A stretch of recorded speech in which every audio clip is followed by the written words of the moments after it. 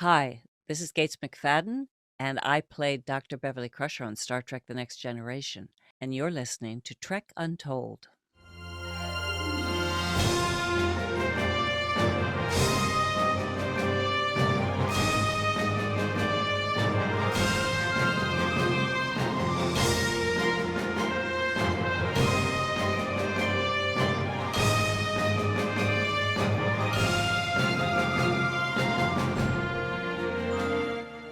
Hello, and welcome back to Trek Untold, the Star Trek podcast that goes beyond the stars. I'm your host, Matthew Kaplowitz. This podcast has always been about learning the who's who when it comes to Star Trek. For the past year, we've met with character actors, stunt performers, writers, makeup artists, and many, many more to take the deepest of deep dives into their origins, learn about how their profession works, and hear all of their amazing stories. I think it's a pretty unique sector of the Star Trek podcast world, and one that I'm very happy to be a part of. But as it turns out, I'm no longer alone in that area, and, well, you might be familiar with my new competition. Today on Trek Untold, we're speaking with the one and only Gates McFadden. You probably know her from 6 seasons of Star Trek The Next Generation and all of the TNG movies, and starting on May 12th, she hosts a brand new podcast called Gates McFadden Investigates Who Do You Think You Are? This podcast is the debut show from Nacelle Cast Studios, which is an offshoot of the Nacelle Company, who you may already know from their Netflix series The Toys That Made Us and The Movies That Made Us, as well as the CW series Discontinued, and their upcoming History Channel docuseries all about Star Trek. The Nacelle Company always puts out top-notch content, and now with Gates on board for their first ever podcast, you know it's going to be good. And of course, it's pretty obvious that the Nacelle Company are Star Trek fans because, well, it's in their name. So it goes without saying that this new podcast will have Gates interviewing many of her TNG alumni, with the debut featuring a one-on-one chat with Jonathan Frakes. Now, you've heard Frakes before on this show, but you've never heard him talking for an hour uninterrupted with his co-star. They share a bond which travels across the entire TNG family that no other host could have with their guest unless they went through something like that. I got to hear some clips from the show, and it's very fascinating and very personal, too. It's pretty surprising what kind of stories they get to tell on the show. So in this episode of Trek Untold, I do my best to replicate the experience of Gates McFadden Investigates and what you might hear on her show. But you don't have to take my word for it. Wait, no, that's LeVar Burton's line. That's a different podcast. Either way, stay tuned for my hour next with Gates McFadden. But before we jump into our interview, I want to ask you, are you following Trek Untold on social media? It's the best way to keep up to date on who's going to be the next guest on Trek Untold and to learn all about the other cool things that are happening here. So if you're on Instagram, Facebook, or Twitter, go ahead and look up Trek Untold, all one word, and give us a follow and a like. If you'd like to help support the show monetarily, go ahead and check out teespring.com/stores/TrekUntold to check out some of the merchandise we have available. This includes t-shirts, mugs, phone cases, sweatshirts, stickers, and a whole bunch more. So go ahead and check out teespring.com/stores/TrekUntold. You can also support our show by visiting patreon.com/TrekUntold. If you become a paid subscriber to Trek Untold, you'll get first access to the show and a chance to ask our guests questions on future episodes. But most of all, please subscribe to the show wherever you're listening to it or watching it. And if you've already done that, please also leave a review and a rating if you can. Leaving ratings and reviews helps increase the visibility of podcasts on platforms like iTunes and other places like it. It shows that you're listening, that you like it, and that other people who are interested in the same subject are going to probably like it too.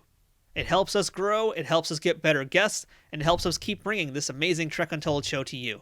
If you're already following us or have supported us in any other way, thank you, of course, for being a part of the Trek Untold family. There's a lot of Star Trek podcasts out there, and we're very grateful that you chose us to listen to. I'd also like to make a quick shout out to our friends at Triple Fiction Productions, who make some great 3D printed Star Trek inspired toys and replicas for fans of all ages and toys of all sizes. But you'll hear more about them a little later on in the show. Now, without further ado, let's beam up this week's guest. Computer, access interview file. Hello and welcome back to Trek Untold, and now joining us on the other side of the screen, I don't think she needs any introduction, and I've already given her like a 5-minute one before the show began, but as you folks can see, today we are speaking with the lovely Gates McFadden. Gates, how are you today? Oh, I'm great. How are you? I'm doing great. It's so wonderful to be able to talk with you today. We posted about this on our social media, and we got such a huge response. So many questions people want to know about you, and I've got a ton of things too. We're going to be digging deep today because that's what we do on Trek Untold. Ooh, okay. Digging deep. I'm ready. Okay. So let's just actually jump in first and talk about the real reason that you're here, and that's because you've got a podcast coming out. You've got Gates McFadden Investigates, which is debuting on May 12th. So, yeah, when was this idea for a podcast first born? Well, it's funny. It was, I'm trying to remember actually the date when it happened. I think it was maybe in March or April of the pandemic. Um, and I had just gotten back from the cruise. I actually had COVID, but I didn't have a serious case, thankfully. And I got a call from Brian Volk Weiss, who is the CEO of Nacelle. And he was so lovely and funny. And I'd never had sort of a CEO be like he was. He was just so down to earth. He's just a terrific guy. I really like him.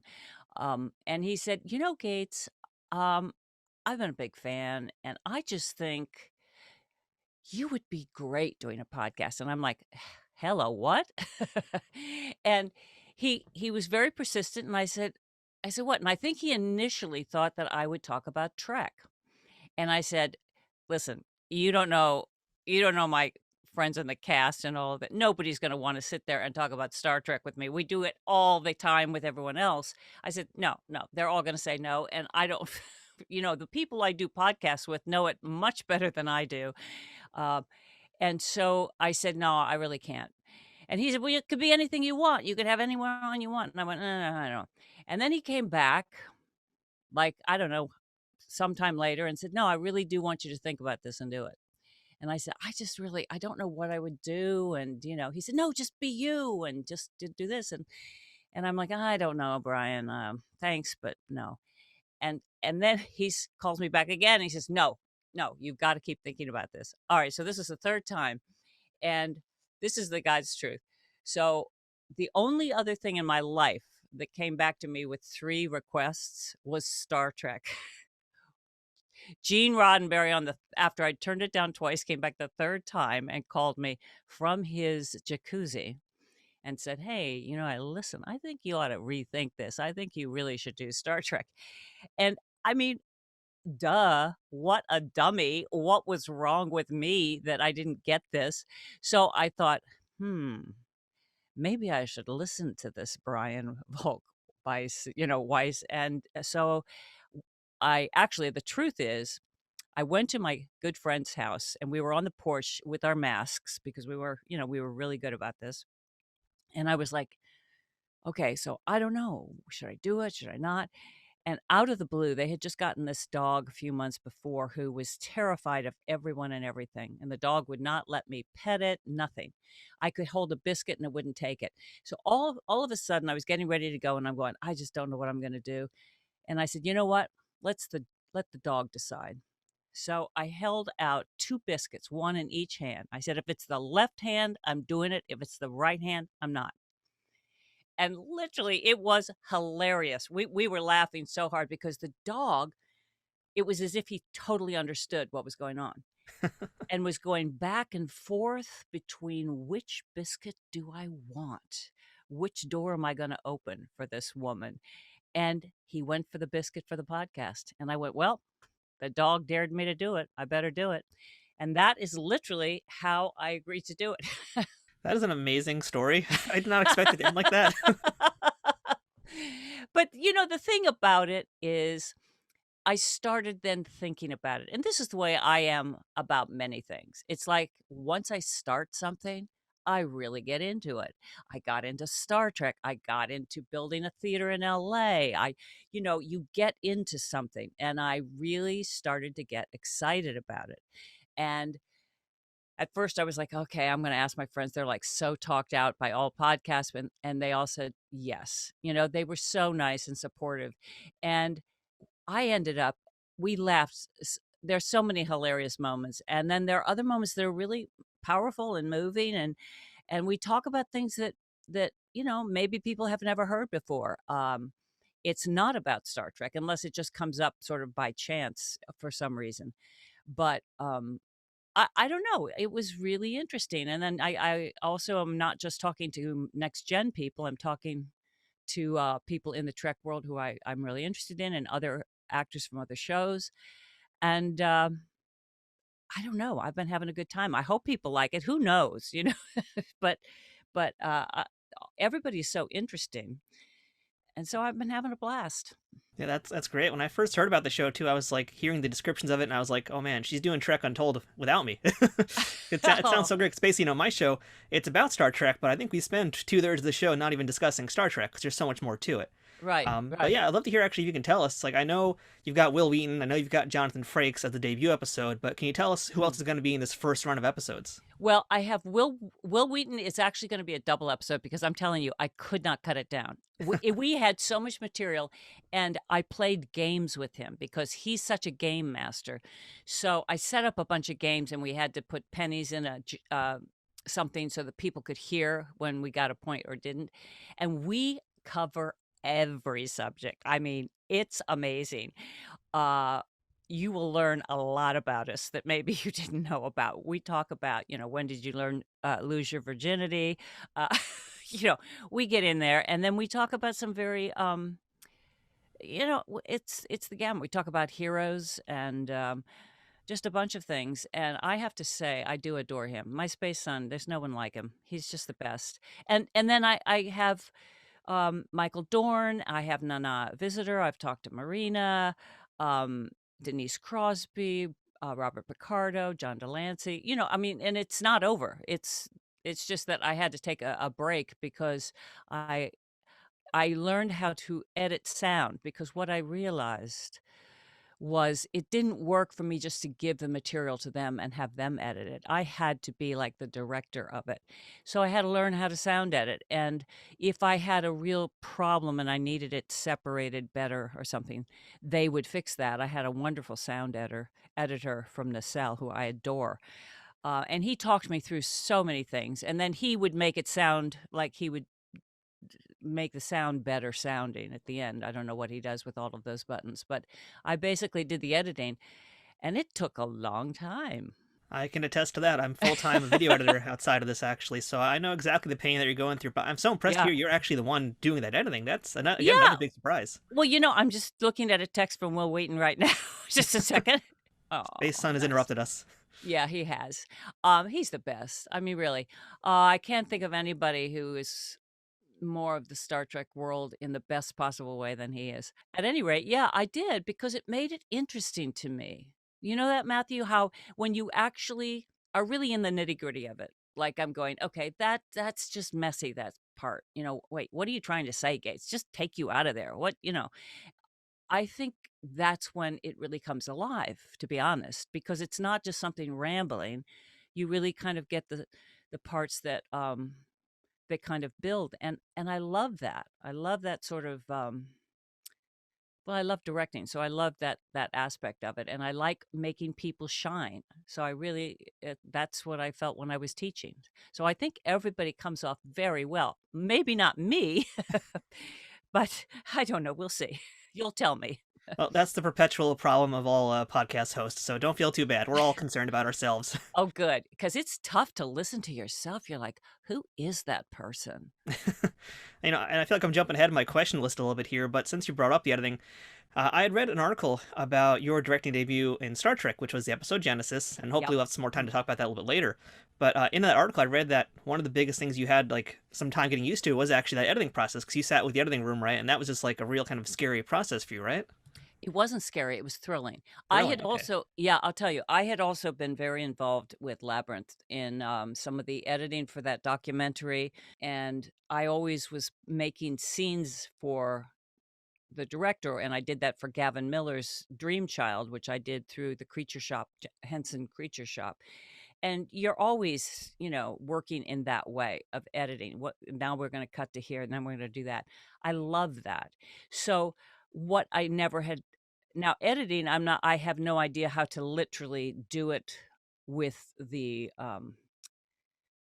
software. But what I do is I can sit there and say, "No, no, don't we have something in the other shot where it's this and this?" And I love that. And, the editor was so fabulous and patient, and he was excited to have me there.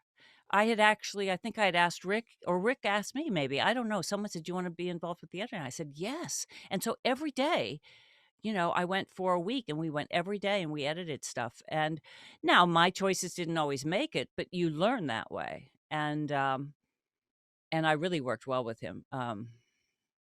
JD, I think his name was. He was just wonderful, and he wanted to actually nominate that for an Emmy, that episode, because he thought the editing was really, really good. I mean, obviously, he was the master and I was the pupil.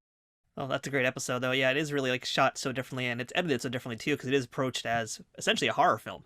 Exactly, exactly. But it does have, it has this. It's the sci-fi. It's not just a normal, someone's on the loose. It is interesting how there's something scientific, and you're finding what's going to bring us back, and that's all about viruses and everything, and we certainly know now how important understanding viruses is.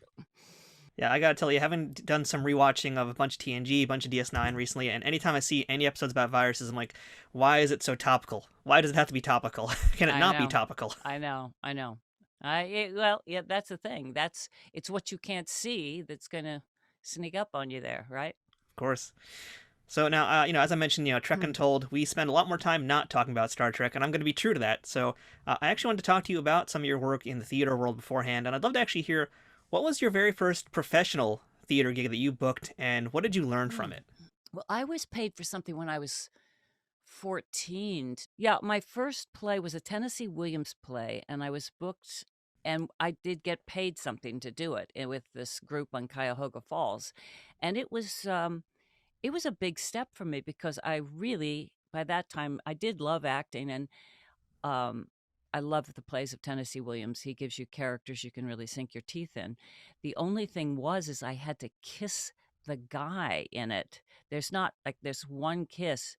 He was older than I was. I was 14. I don't think I'd ever kissed actually.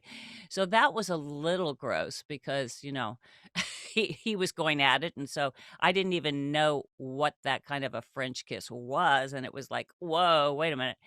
But it was quick. My father was a little disturbed by it, but it was a really good experience. And then I think it was, let's see, then I did choreography for the Harvard Hasty Pudding Club, which was like, that was a nice paycheck. Did that for 2 years and little things. But then I guess where I got my equity card was Cloud Nine. Carol Churchill cast me in the Tommy Tune production in New York City.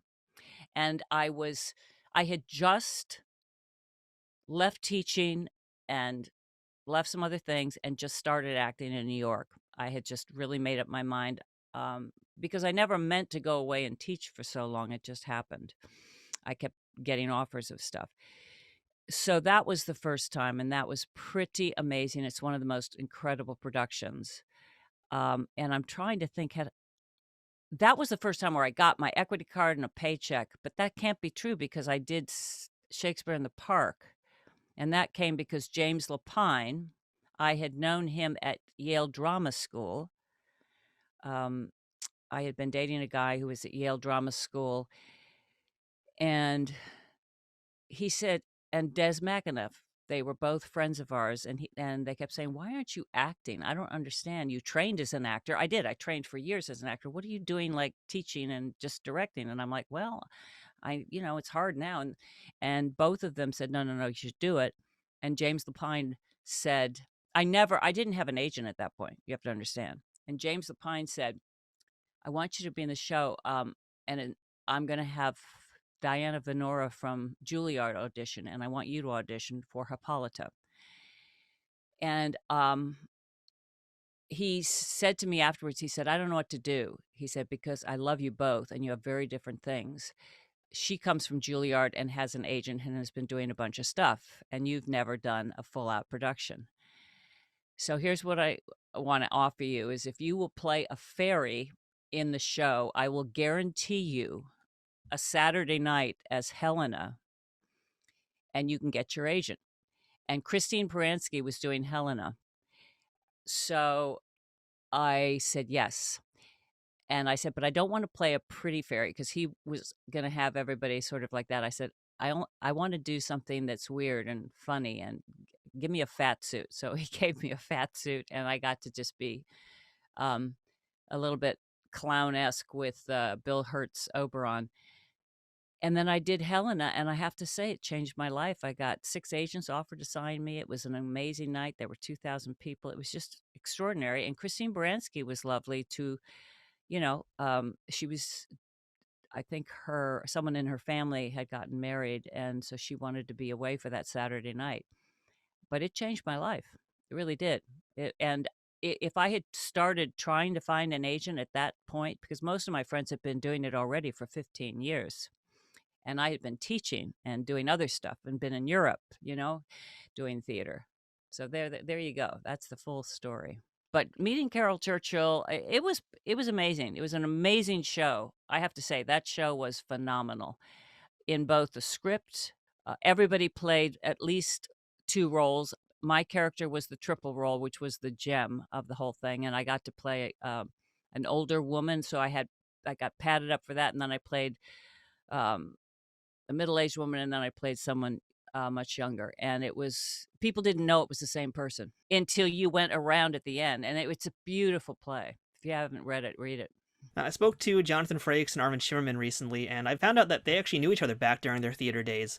I So I'm curious know. if you ever ran into any of the people who would eventually be Trek Mm. alumni during your days back then. There's only one, you see, because I didn't start acting in my 20s in New York. I was teaching in theater departments like at NYU or Brandeis. So I was directing. I was directing plays, and I directed something in New York.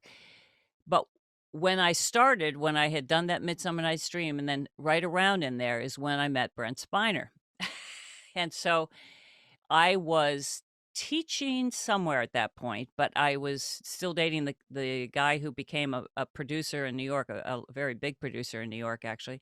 Um, and one of their first shows they ever produced was with Des McAnuff, and then they did the next one was what was the director? Andre Belgrader, I think maybe, and he cast.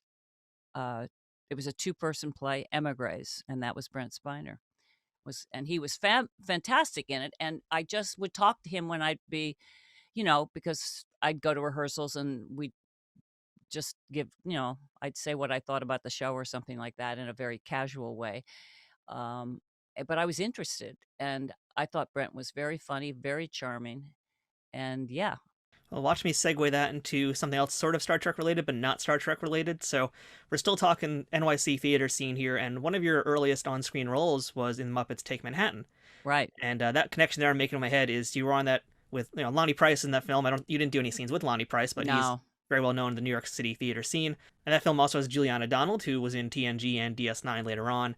But see, But I you're didn't. No, I was Dabney Coleman's secretary. I yeah, mean, Dabney Coleman, I thought was hilarious. I loved him. But that's really the only person other than the Muppets that I saw, really, you know? It was also the first big movie I'd ever done, and so I think I was in shock most of the time. I mean, it's definitely got to be a little shocking working with Muppets. I mean, we've talked to Juliana, in fact, about having to emote with something that can't emote back to you. So, what's it like working with Muppets? Oh, it's a joy. It was so easy. See, because I've tried to have that childlike part of me always stay there, and I loved you love pretend when you're a kid. I still love pretend. You love it when you're a parent and you're pretending with your child. I mean, it's one of the most fun things in the world to do. Um, it was easy, and also I was totally in love with Kermit. I thought he was the greatest. He always was my favorite of all the Muppets, no matter how sassy anyone else was. I mean, Miss Piggy was fantastic, and I'm just talking the puppets, the characters, not like I love Frank Oz, and he's hilarious. But it was just something very simple. That's the joke that I've told at some conventions when they're in the pit and you're higher up. So and my role was small. I'm like, I'm like a frog with a musical to see you, something like that. And so they always do this trick, and I'm sure they did it to the other people who were actors on the set. They try to get you to talk to them when they're on a break. So what happened is I was so nervous. They all suddenly have a signal from Jim to disappear, and you don't know what's going on, and I'd never done film, so I didn't ask or anything. I just was like, "I'm gonna just sit here," and I thought I'd just go over my 3 lines or something, and Kermit, he had stayed there, but I didn't put this together, and I'm looking, and Kermit is looking in this frame that's on the desk, and he's using it as a mirror, and he's doing this thing where he's, like, looking at his profile and sort of doing what I'm doing of like, "Well, gee, should I look this way? Is that gonna be better?" And I actually said I talked to him, and I went, "What are you doing?" Because it was like, and then he answered back, and then I answered something back, and then I went, "Wait a minute, Jim," So that's what they do, and then as soon as they have tricked you, then they all come back. So that's like the Muppet hazing, basically. I think it is. It's a nice hazing. Now, I do like to dig deep through people's resumes, and I saw this really weird one on your IMDb page, and I had to look it up because you're listed as being on an episode of Saturday Night Live, and I actually found that episode of Saturday Night Live on Peacock, and your credit is person who gets kissed in the audience by Bill Murray, and that's exactly what happens. I found that clip, so I'd love to hear the story about that entire night. Well, what's really funny is I'm so old that I couldn't even remember that, and I had different people on Twitter saying, "Yeah, no, you were on Saturday Night Live," and I went, "No, no, and yeah, Bill Murray kisses you," and I'm like, "No, no," and then when they showed it to me, they said, "That's you," and I went, "Oh, that is me," because I knit the sweater that I was wearing, and it was a very particular sweater, so I knew that was me, and I remembered then I started my memory was coming back, and I can't tell you who it was who invited me, but it was someone connected with the show, and they were very specific where they wanted me to sit. I was trying to sit in the back, and they said, "No, no, no, we want you to sit here. We want you to sit here." And I'm like, "Okay, fine," because Bill knew he was gonna do something like that. So they didn't wanna get sued, so they they knew that I was gonna be chill. And, yeah, I was totally shocked that he did it, and it was funny, and I had completely forgotten that until I was reminded. So it's, you know, amazing. I kept going, "No, that's not no, I never did anything." "Oh, that is me." So essentially, you were a plant who didn't know that you were a plant. Right. That's pretty amazing. Yeah, yeah. So I do have one last theater question, but this is going to be a big theater question here. And I actually asked this to Jonathan as well recently. I want to ask about Every Good Boy Deserves Favor. I kind of have like an obsession with that show. And Did you get to see it? I never got to see it. I found out Oh. about it because some Star Trek Facebook group I'm in, and someone like posted an eBay link to a program. I ended up buying a program off eBay, and I'm just like so curious about this show because it's you, it's Patrick, it's Jonathan, it's Brent, it's And Colm calling Meaney, me, yeah. and Jonathan Christian Grass. Yep. All Star Trek alumni doing It this was show. fantastic. Amazing show. I wish I could have seen. I've only seen YouTube performances from other places, but yeah, I'd love to just first hear about how did you guys initially decide to do EGBDF? It was Patrick's idea. I think it was Patrick was at the point where he was going a little stir crazy with just doing a one character role. He was used to doing a lot of different roles, as most of us were. You didn't do, at least for me. Other people had been on series. I had not been on a series like that. I had done pilots, but I had never done such a long term thing. And he knew we all loved theater, and he was friends with Stoppard, and he thought this is perfect because he saw that through Star Trek and the fandom that we could actually afford to get work with a full orchestra. So we were working with 80-piece orchestras. I mean, it was exciting in that way. There were so many. We were in kind of the middle on different platforms, and the action is through. It's like what's going on in the character's mind, and to have it be that large and it was awesome. It really was, and Patrick directed and played the doctor, which is just the most hilarious part, by the way, absolutely hilarious part. I mean, I had a ball. It was fantastic. My son was really little. That was the only part that was hard because I had to take him with me, and then I'd have to find someone, I'd have to I twist my mother's arm or someone's arm to come and stay in the hotel because he was really young. But the experience was just a blast because I was telling someone else on a podcast yesterday, live theater, live performances, there is nothing like it. A music live performance, if you go and you actually watch somebody paint, I mean, the idea of the arts when they are performed in any way or a live singer, just, it's amazing. And there's something that happens between the spectator and the performer that is this connection. And sometimes it's a bad connection because, people don't like everything. But when it's a strong connection, it's it's profoundly cool. And I think that we all felt it. It was exciting, and we felt the musicians. So I mean, orchestras are powerful. There's a lot of people who've never been to an orchestra, and a lot of our fans said, "Oh, that's the first time I've ever heard an orchestra play." It's powerful when you actually hear music like Beethoven's Fifth live instead of on a CD. It's very different. Now, for folks who don't know about EGBDF, they probably have no idea why we're talking about a giant orchestra. So I'd love you actually kind of explain what the story is for the play and why there is a giant orchestra in it. I have to refresh my mind on that. I mean, I think people can also just Google it, but it's what's happening in these two prisoners, and one of them, it's what's happening in his head, and he keeps hearing this music and this orchestra in his head, okay? And so that's very funny, and then they have him go see the doctor, but he has to go through the orchestra in order to see the doctor, And I was I was playing a character who is, what is the red note? What is the green note? And I'm being very strict teacher. And it's sort of like what he's remembering in his mind of all the different colors of music and different things. It's a jumbled up.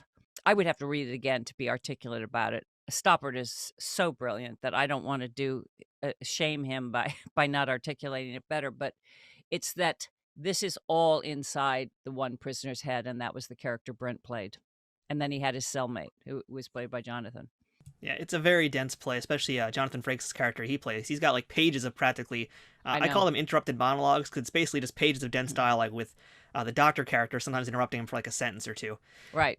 So I read an article, I think, might have been from the LA Times, or it was some LA magazine when the show debuted, where they interviewed you, in fact, and I think you had mentioned that there was like an interesting mix of theater goers, because some of the theater goers were actual fans of theater and wanted to see the play, and another large section was Star Trek fans. They would come and take photos. They'd come in like Star Trek uniforms. Do you remember much about the audiences that came to see the play? It was exactly what you described, and that was okay. That was great, because when people say to us, "I've never seen a play or I've never seen an orchestra live before," why not start now? Let's start immediately and get you to have this under your belt, and maybe you'll go see more, because um, it's there is more to life than your screen.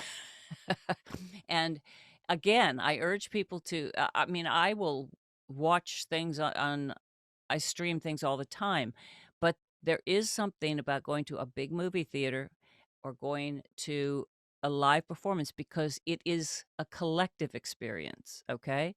So you're hearing someone else laugh. Like, I remember I took my son to something when he was 4 in New York City. It was a dance company, Palabolas. And it's the same theater where Whoopi Goldberg did the debut of her first show. It's a small theater, but there we were, and the dancers were doing something, and everybody's, watching. And all of a sudden, my son saw something that he thought was hilarious, and he just laughed, this 4-year-old laugh. And the whole audience just perked up, and they all started giggling, and it was like, I, you know, it, there was a connection, and I think that happens all the time. You can feel if there's like people aren't focused, and you can feel if there's a concentrated, everyone's holding their breath. You feel it. It's visceral. Now, all of your scenes in the show are with John Christian Grass. He also appeared on Correct. episode of TNG. I've been trying to find this man. He's kind of vanished off the face of the earth. I know he So has. I'm I think curious if you have any I memories think of him. that no, I mean, I just loved him. He was great. He was very, very good. I think that's when Patrick cast him, is because he'd been on an episode of Star Trek. That's how he knew that he wanted to work with him. And we would go and rehearse, by the way, on weekends. We would go, Paramount gave him permission that we could use a studio. So we'd go in there and we'd rehearse. And everything was done very quickly. We didn't have like a lot of time to rehearse, but we were professionals and we did it. But yeah, no, it was a blast. Wish we could have done that all the time. That would have been so much fun. I mean, I know there's a video recording somewhere out there, because that's how I first also learned a little bit more about the show. There's like I think might have been for like an LA TV news station or something like that. There was some clips from it. Oh, Uh, wow. do you have any memories at all of any of the performances that happened? Oh, yeah. I mean, but, of course, we did it in Chicago, and that was where there was this incredible theater that was from the way back when, where the whole ceiling would move, the clouds could move. It was incredible.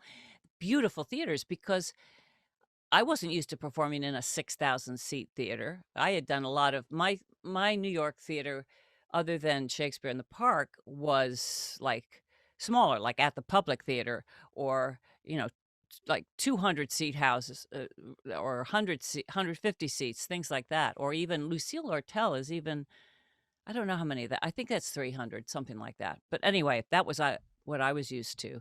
So 6,000 people, that's a lot of people. If you could do this show again with the cast, would you do it? Oh, of course. It was so much fun. Yeah. Easy I wouldn't answer. mind playing the doctor, though. That was really that's a role that's hilarious. I loved that role. Trek Untold will return momentarily. Trek Untold is brought to you by Triple Fiction Productions. If you're a Star Trek cosplayer looking for props, or toy collector looking to spice up your shelves, Triple Fiction Productions has you covered. Triple Fiction Productions produces affordable and unique 3D printed Trek-inspired products from the original series, Next Generation, Deep Space Nine, Voyager, Enterprise, and the movies. You can expect the same amount of care and attention to detail in any of the items in their catalog, whether it's a prop replica for use in a fan film, or part of a cosplay, or accessories and playsets for figures from Playmates, Migos, or Diamond Select. Own your very own tricorder or phaser rifle with working lights, the bridge of the Enterprise E for your Playmates figures, or any other item from countless species and ships from the Star Trek universe. All products are 3D printed in the USA and are constantly evolving and improving based on fan feedback. To learn more about their products, visit them at triple-fictionproductions.net or on Facebook at facebook.com/triplefictionproductions. Triple Fiction Productions, taking Star Trek where no 3D printer has gone before. Hi, I'm Armin Shimmerman. And I'm Kitty Swink. 17 years ago, I was diagnosed with pancreatic cancer.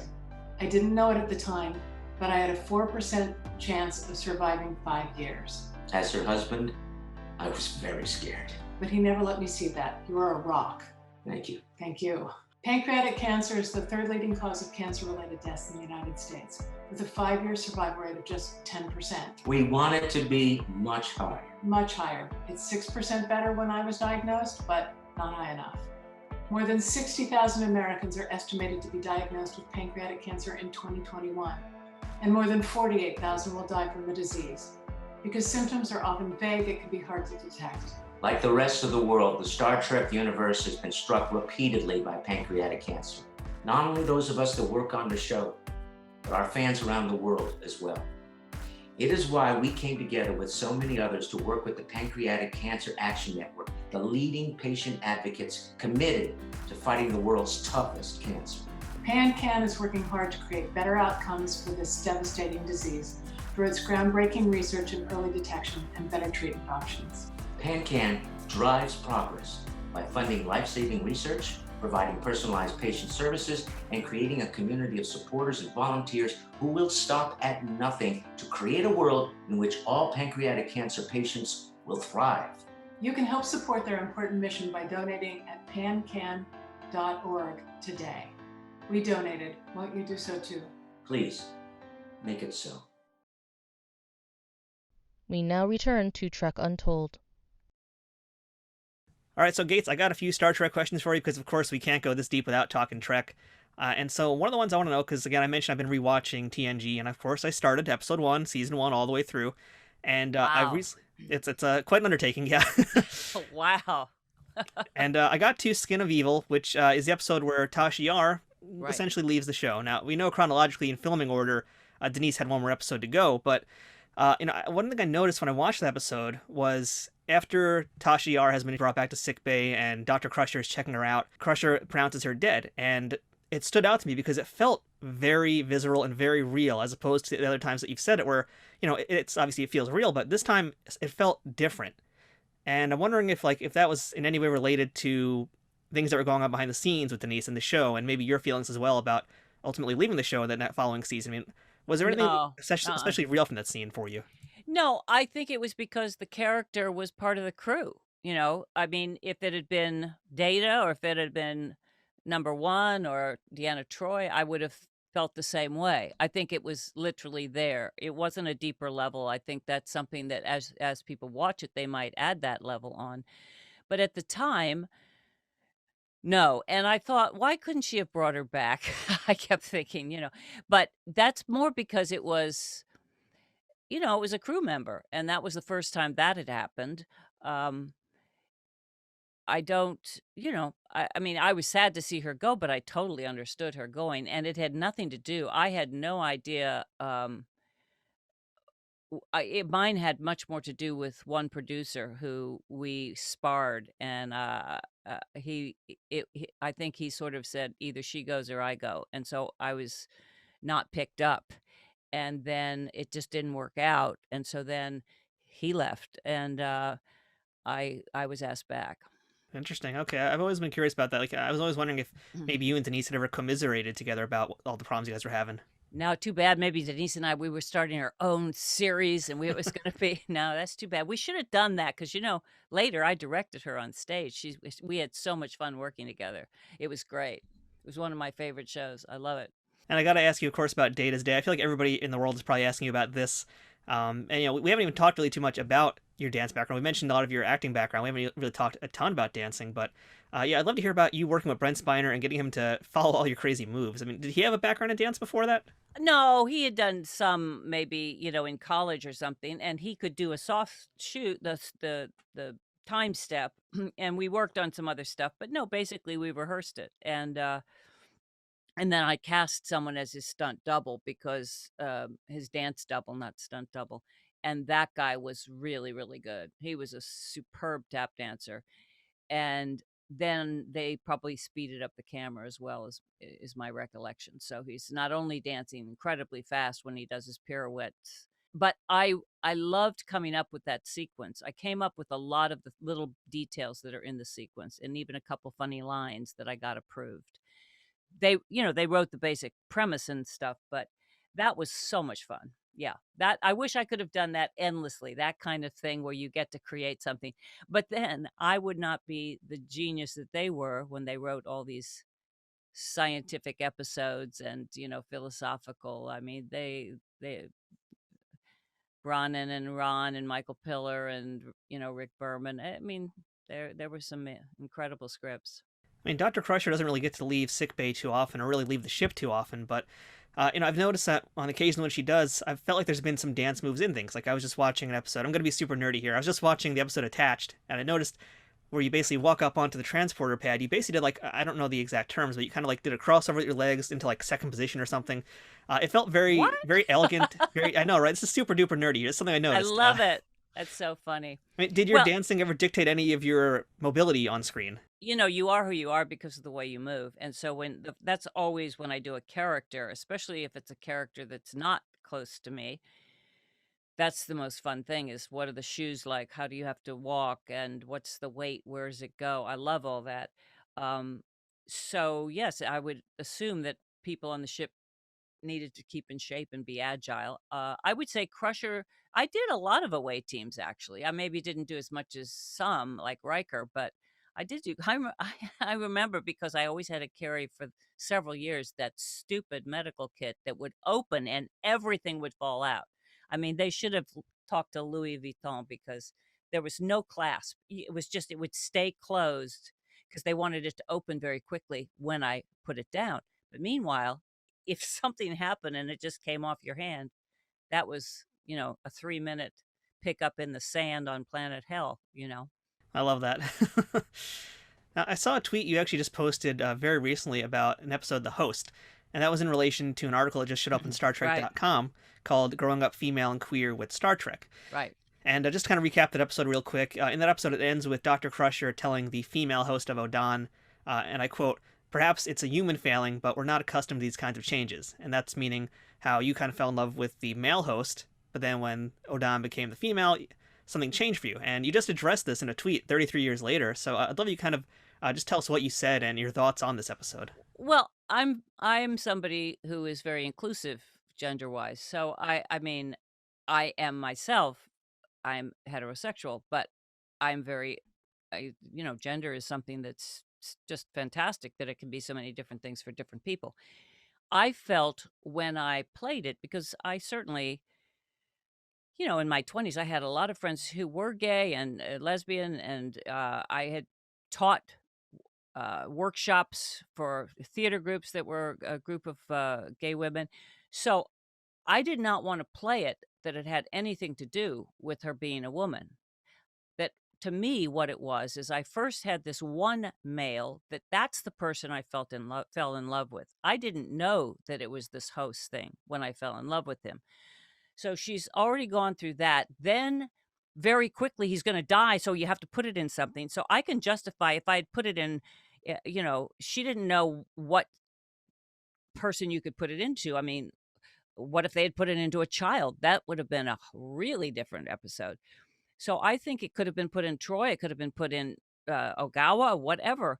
I I think the first time it gets put in someone else, it was she was still so in love that she felt it, and it was like, oh, you're not dead. Oh, I'm so glad this Odon is still alive. But then to have very quickly after that, like, really quickly, it's in someone else.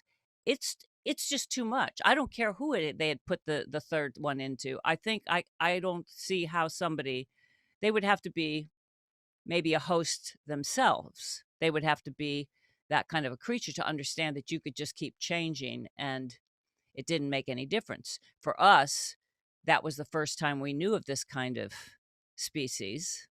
And I think it's the fact that it was changing so fast. I don't know how you can process that. It's like takes time to process things that we understand. And to me, that's what I was playing. Maybe someday we can process all this. But this was the first time we had seen this species within a matter of like a week. It was 3 different people the host was into. I don't find that unusual that she couldn't process it. And to me, I did not at all play it. I know people took it that way, but I didn't play it that way at all. In my mind, that had nothing to do. If it had gone into Picard at that point, that's like too much. I couldn't have done that. Do you see what I mean? Like even if it had been Jean-Luc, that would have been like really confusing. I couldn't have done that. So I think people need to look at it in terms of like go deeper and think about it, that it's not just about the surface thing of it suddenly is a man or woman, but it, you know, it's like if you had your pet and you took this host out of your pet and you had in a matter of a couple of days, it's like 3 different looking dogs or something. It's going to screw with how you feel about that, you know?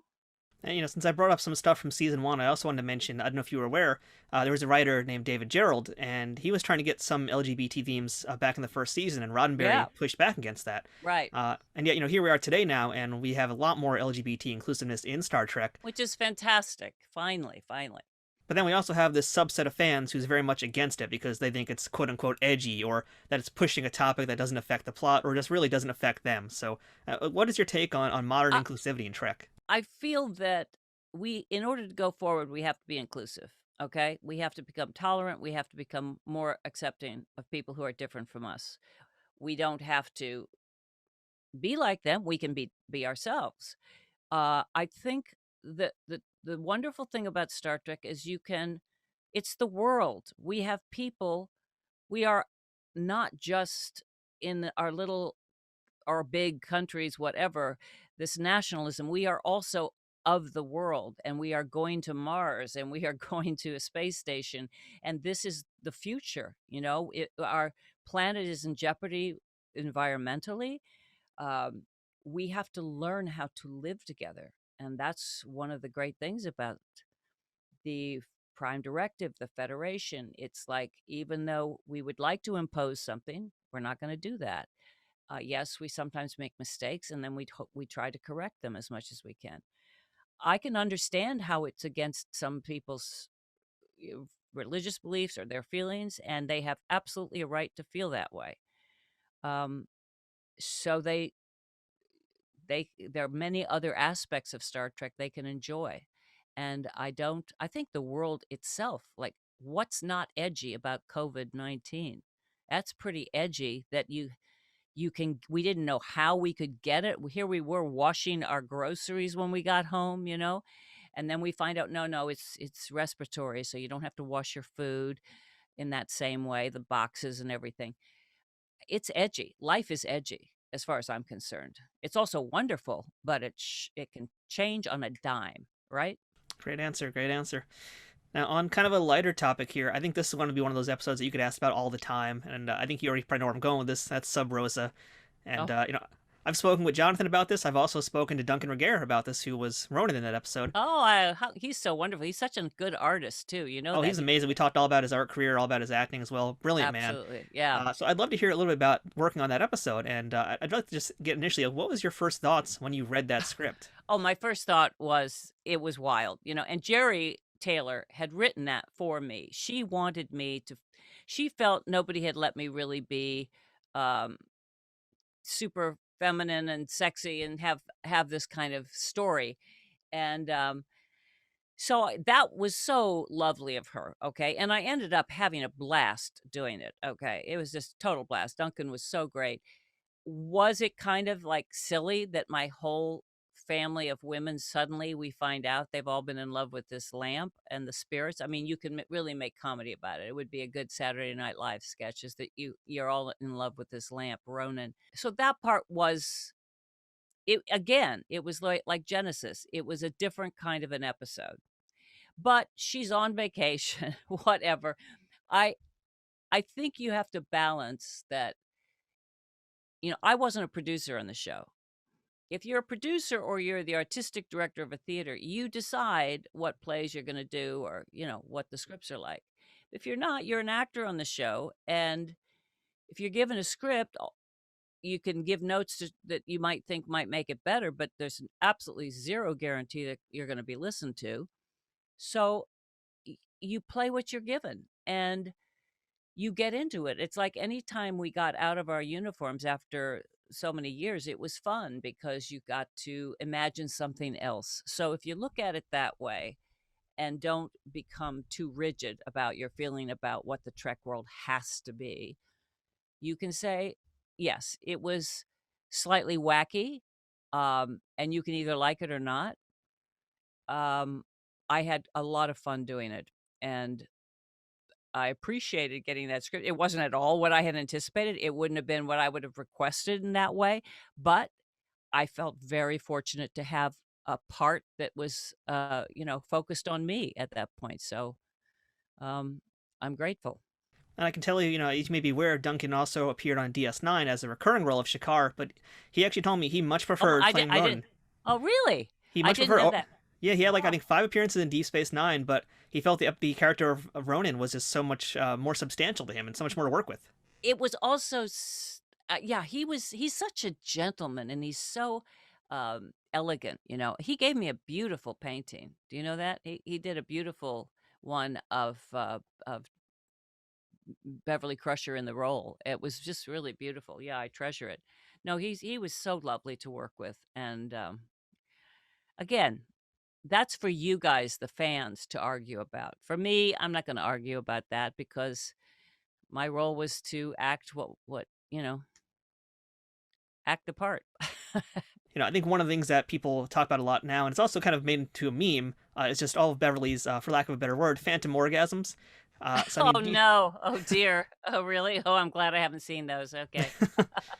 And was it weird for you to have to basically do this kind of performance with, essentially by yourself? Yeah, essentially by myself. No, it's not weird. It's like you're paid to act. What can I tell you? Yeah, I did a lot of research on that. No, I mean, you can. You're paid to act. Yeah. And speaking of memes too, I had a lot of people wanted to know this. Of all the things, there's tons of Star Trek questions, but I think there was just so many people who wanted to know if you're aware of the Blazing Beverly memes. Have you seen those memes? I'm not sure. I've seen some memes, but I'm not sure of all of them. No, I can't say that I know all of them, but I certainly have seen a few that are funny. I just saw a new one that was with Picard and Crusher, and they both have their hands out like we've forgotten how to shake hands. We have to learn after COVID. And it was very funny, I have to say. I thought it was good. Yeah, I mean, our fans are so clever. I love the stuff people come up with. I mean, you know you've made it when you're a meme. That's pretty much the truth. Really? Okay, well, I was a meme like this kind of meme when I was young, but Different kind of meme, but yeah, I mean, I just wanted to ask you, about your action figures, because I'm an action figure collector. I've actually got in fact, one of the prototypes of a Beverly Crusher figure. So I'd love to hear what your thoughts are on your toys. Did you like your action figures? Did they look like you? oh, I don't know that I felt some of them do, some of them do, some of them don't. The first one that came out, the very first one, they sent it to me, and I can't even remember if I was allowed approval at that point or not. I can't remember, but my son, who was 1.5 or 2, he saw it and went, "A mummy doll." Because he had seen me in uniform so much that he had never watched Star Trek. He did not know anything about I didn't own a TV, by the way. I didn't want my son to get so inundated with TV that he wasn't allowed to even see his first video until he was 3. So he had never, he didn't have that facility. He didn't understand that's what a camera was doing. So he would just go down to the set, and Uncle Brent, who was his godfather, would just look like that. And then it would take him time to understand that Brent was the person who was also normal. Michael Dorn, he didn't make that connection for a long time. He understood who Worf was, but he didn't have a clue who Michael Dorn was, you know? And then, of course, then he got it as he got older. But that's what was fun about it, is to have him see that. And it's just like when I'd be autographing, we used to have to autograph so many pictures that we were asked, like they'd give us a box of 1,000, we had to autograph them, or you're sending them to the fans or whatever. And I remember when at one point he was like, "Stop signing your face, come play with me." And I went, "Okay, that's it. I am not signing anymore. We are playing." The idea that his mommy is signing her face, you know? So I went, "Okay, gotta watch that." That's awesome. Well, I'm going to make you sign your face at a convention one day. I promise you that much. Okay, where are you located right now? I'm in New York City. Oh, I lived there for 20 some years. I love New York. All right, so Gates, one of the last things I got to ask you, of course, today, everybody wants to know, will Dr. Crusher return, and will we ever see her in Star Trek Picard? Well, I hope so, but I really don't know it. At this point, there's nothing concrete. I think you're really going to have to ask Patrick. I think it's going to be Patrick's choice. That's my feeling. So we'll see. It'd be great. Well, if you want to send me Patrick's cell phone, I'll totally ask him. Not a problem. I don't think so. And again, we're talking here today about your upcoming podcast, which I believe comes out on May 12th. Gates McFadden Investigates. It's actually Investigates. Who do you think you are? Great name, by the way. Thank you. So, just last thing about that show, alive or dead, who is your dream guest you would love to spend an hour talking with? Whoopi has agreed to do one, so I'm certainly looking forward to that one. That's a pretty dream guest. She's unbelievable, isn't she? There's just so many people. Everybody I'm talking to, I go, God, they're even more interesting than I already thought. There are no duds in this world, so I feel can't wait. I wouldn't mind doing one with Stacey Abrams or Cory Booker, some of these people who really are Trek fans, but who are also potentially, they're doing it in real life. That's an amazing thing.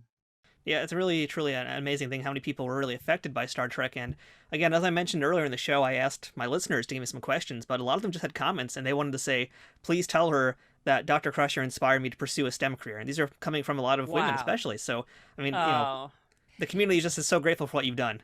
I mean, you see, it doesn't get much better than that. I certainly don't take any credit, but I do feel honored to have been part of a show that gave women and men role models, because we need them. And I had them in my life, and I feel it's crucial for all of us if we want to go forward together. So I'm honored. I thank all of you who have thanked me, because you are my future. Well, Gates, thank you so much for chatting today. We didn't even get a chance to talk too in depth about Genesis. I had this whole list of questions, so hopefully I can investigate. We'll do it another time. Okay, there you go. Thank you so much. And for everybody who wants to check out Gates McFadden Investigates, we're going to have links to all of that. So make sure you check it out from the Nacelle Company. Their brand new podcast series are just beginning. I'm sure they've got a lot more, and I'm really excited to listen to the show too. So congratulations on your project coming to life. Thank you, Matthew. A pleasure. All right. Thank you so much. Have a great day, Gates. Live long and prosper. Thank you. You too. And that was our chat with Gates McFadden. Thank you again for coming by my humble show to talk Star Trek and so much more. And of course, if you want to check out her new podcast from the Nacelle Studios, look up Gates McFadden Investigates, Who Do You Think You Are, starting on May 12th when it debuts wherever you listen to podcasts. But just don't forget to listen to Trek Untold before you check out her show, please, if you don't mind. Thank you. Now, unfortunately today, we didn't get to talk more about Genesis during the time I had with her, like when we started this episode and we began to talk about it. As you can tell, a lot of other fun stuff came up and we never really got back into it. But in the meantime, here's a few facts about that episode just kind of tide you over until the next time happens. This episode was the first time an episode of Star Trek was directed by a female cast member, with the next one happening some years later when Roxanne Dawson directed an episode of Voyager. Michael Westmore and his team had a ton of work to do on this episode, and they were nominated for an Emmy in that category of makeup for their efforts. Now, while this was the first time Gates had directed a TV episode, it wasn't the first time she had ever directed. While we didn't talk a ton today about her choreography career working with a lot of the Jim Henson productions, including Labyrinth, obviously that counts as a type of directing, and she has directed a ton of productions on stage across the country. Production for this episode was delayed due to the Northridge earthquake, forcing them to stop for 2 days, according to an interview Gates did with Entertainment Tonight back in 1994. And by the way, this was the same earthquake that caused Armin Sherman to run off the DS9 set and drive back home to check on his family while wearing full Quark makeup. If you want to hear that story, go ahead and check out that episode of this podcast. So that wraps up this week's episode of Trek Untold. Thank you so much for checking it out this week. Please make sure that you're following us on Instagram, Twitter, and Facebook, all at Trek Untold. That's one word, no spaces, at Trek Untold.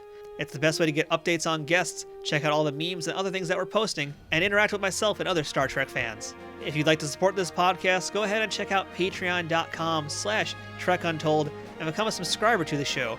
Or check out teespring.com/stores/TrekUntold to check out some of our merchandise. If you've been enjoying Trek Untold, please leave us a rating and review on iTunes or wherever you're listening to podcasts. And if you're on YouTube, please give the video a thumbs up and subscribe to our channel, youtube.com/nerdnewstoday. Leaving ratings, reviews, and comments are things that all help this podcast grow, and they'll cost you nothing but a few seconds of your time. Doing things like that, or even telling your friends or other Star Trek fans about the stuff you've heard on the show and making sure they know about us, are huge helps to keeping Trek Untold growing. Thank you once again to our sponsor, Triple Fiction Productions. Go ahead and check them out at triple-fictionproductions.net. If you'd like to send us some feedback about this episode, suggest a guest, or ask to be booked on the show, go ahead and send me an email at trekuntold@gmail.com. And of course, thanks to listeners like you for choosing Trek Untold and making it your weekly Star Trek podcast. This has been Trek Untold. I'm Matthew Kaplowitz, and until next time, fortune favors the bold. Trek Untold is sponsored by TrekSphere.com, promoting fan-produced Star Trek content in all forms, is powered by the RageWorks podcasting network, and is affiliated with Nerd News Today.